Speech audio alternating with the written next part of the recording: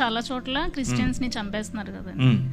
So చంపేసిన వెనకాల ఉన్న వాళ్ళకి ఎందుకు దేవుడు పనిష్ చేయట్లేదు? క్రిస్టియన్స్ ని చంపితేనే దేవుడు పనిష్మెంట్ ఇవ్వాలా, లేకపోతే ఎవరిని చంపినా ఇవ్వాలా? క్వశ్చన్ ఏంటి అని అంటే క్రైస్తవుల, బౌద్ధుల, ముస్లిముల, హిందువుల కాదు. ఒక మనిషిని అన్యాయంగా చంపడం, అన్యాయము జరిగిన చోట దేవుడు ఎందుకు ఏం చేయట్లేదు కదా, అంతేనా? హబక్కుకు గ్రంథం అంతా ఇదే. The entire book of Habakkuk is this. ఏంటి నువ్వు చూడవా, అసలు ఉన్నావా? నువ్వు ఉంటే కళ్ళు మూసుకున్న పాట కూడా పాడారు ఒక ఆయన పాత రోజుల్లో. ఉన్నావా, అసలు ఉన్నావా, ఉంటే కళ్ళు మూసుకున్నావా? దిస్ ఘంటసాల గారు పాట, భక్త తుకారం చూసారా? అందరు భక్తులకు ఇదే క్వశ్చన్, మీకొకరికే కాదు, ప్రపంచంలో ఉన్న అన్ని రకాల భక్తులకు ఇదే క్వశ్చన్. అయితే భక్తులు ఏం ఎక్స్పెక్ట్ చేస్తారంటే జరగంగానే ఆయన కత్తెత్తుకొని వచ్చేసి వేసేయాలనుకుంటారు. But God doesn't work like that. ఆయన అలా పనిచేయడు. ఆయన ఏమంటాడు అని అంటే, నా ప్లాన్ ఒకటి ఉంది, నేను చేస్తున్నా. అప్పుడు హబక్కుకు కోపం వచ్చి దాన్ని ఏమంటారు, అలిగితాడు. అలిగి పై గోపురం ఎక్కి మఠం వేసుకొని కూర్చుంటాడు, నువ్వు చెప్పు నాకు ఇప్పుడు ఆన్సర్ అని. దానికి ప్రభు ఏం చెప్తున్నాడు అని అంటే, నువ్వు చూస్తుండు, నేను చేస్తున్నా, నేను ఒక నూతన కార్యం చేస్తున్నా, అది వస్తుంది, అది జరుగుతుంది, you just need to see it. భక్తిహీనులు ఇలా అయిపోతే, భక్తిహీనులు అసలు భక్తి లేని వాళ్ళు మాకంటే తక్కువ నీతిపరులు వచ్చి మాకు బుద్ధి చెప్తారా అనేది ఆయన క్వశ్చన్. దానికి దేవుడు ఇచ్చేటటువంటి ఆన్సర్ ఏంటి అని అంటే, నువ్వు చాలా భక్తిపరుడు అని నువ్వు అనుకుంటున్నావు ఇశ్రాయేలు, యూదా, కానీ తూరు 2-3 సార్లు 4 సార్లు చేసిన తప్పు ఏదైతే ఉందో అది నీలో కూడా జరిగితే నిన్ను కూడా అలాగే పంపిస్తా. దమిష్కు 3 సార్లు 4 సార్లు చేసిన తప్పు ఏదైతే ఉందో అది నీలో ఉంటే నిన్ను కూడా అదే చేస్తా. హోషేయ గ్రంథం అంతా ఇదే. సో చిరుత పులుల వల్ల ఎగిరేటటువంటి గుర్రాలు కలిగినటువంటి కల్దీయులను లేపి మీ మధ్యకు తీసుకొస్తా. ఆ కల్దీయులు మిమ్మల్ని చెరపట్టుకొని పోతారు. మేము హింసింపబడటం నీకు ఇష్టమా అని అడుగుతాడు ఈయన. ఏంటిది ఇలా చేస్తావా అంటే, అందుకే విను జాగ్రత్తగా, నేను ఒక కొత్త పని చేస్తున్నా, నూతనమైనటువంటి పని. సంవత్సరాలు గడుచుతూ ఉండగా నీ పని నువ్వు చేయి, నన్ను క్షమించు, నాకు ఇప్పుడు అర్థమైంది. నువ్వు చేస్తున్నావు పని, యూఆర్ వర్కింగ్ బిహైండ్ ఇట్, కాకపోతే నేను అనుకుంటున్న పద్ధతిలో చేయట్లేదు. నాకు ఇక్కడే ఇలాగే పైనుంచి ఉరుములు పడాలి, కింద భూమి పగిలిపోవాలి అని నేను ఎక్స్పెక్ట్ చేస్తున్నాను. అలా కాదు, you have a different way.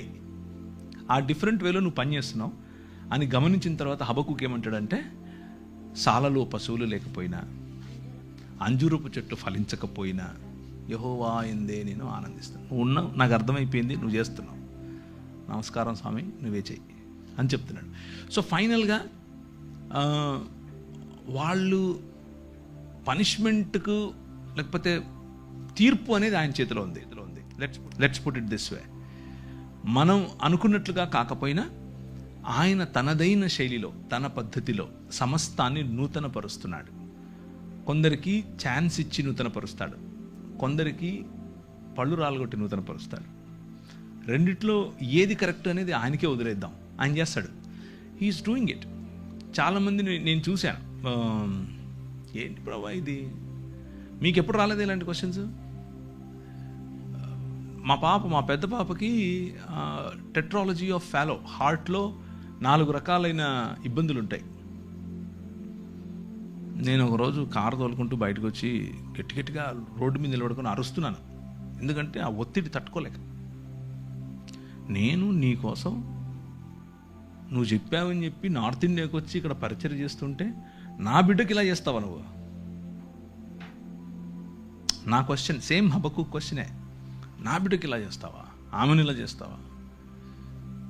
ఇక్కడే టైప్లో అనమాట, కమండలో నుంచి నీళ్ళు తీసేసి టైప్లో. ప్రభు అన్నాడు, ఏం మాట్లాడలేదు ఆయన, ఏం మాట్లాడలా. ఒక 2 ఏళ్ళు నేను అలిగా ఆయన మీద. వాక్యం చెప్తున్నా, తిరుగుతున్నా, మొత్తం ప్రపంచం అంతా వెళ్తున్నా, కానీ ఆయనతో మాటలు లేవు, అలిగా అనమాట. Then one day God spoke to me and said, చూస్తూ ఉండు, నువ్వు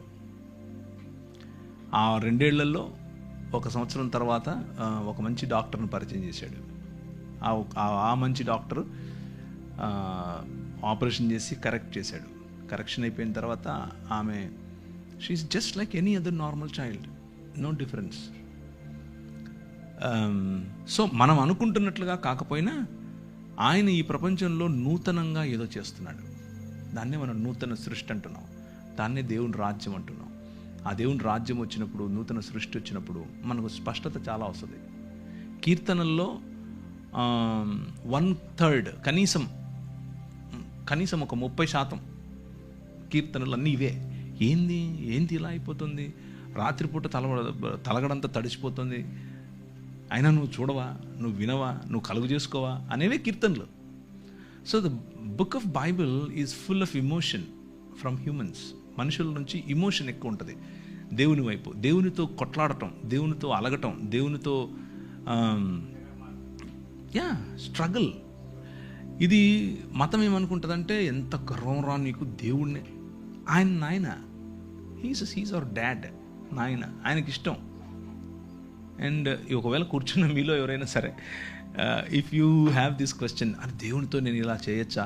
ఎస్, యూ క్యాన్. దేవునితో పెనుగులాడచ్చు, దేవునితో కొట్లాడచ్చు, దేవునితో అలగచ్చు, బొంగమూతి పెట్టచ్చు. He understands it, he comes to you. మీరు అలగటాన్ని, మీరు కోప్పడటాన్ని ఆయన అర్థం చేసుకుని నాకు ఒక పద్ధతి ఉంది, ఆ పద్ధతిలో నేను చేస్తున్నాను అన్న కమ్యూనికేషన్ మనకి ఇస్తాడు. And it is your right, because మీ హక్కు అది, ఎందుకంటే మీరు ఆయన పిల్లలు, రైట్?